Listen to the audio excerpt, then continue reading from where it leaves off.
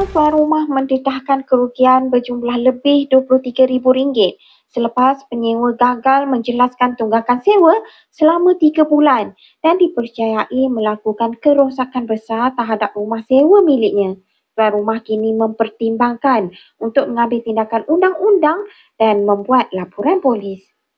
Difahamkan penyewa didakwa berhenti membayar sewa selama lebih 3 bulan berturut-turut dan semasa pemeriksaan, tuan rumah mendapati kerosakan serius pada struktur dan kemasan rumah.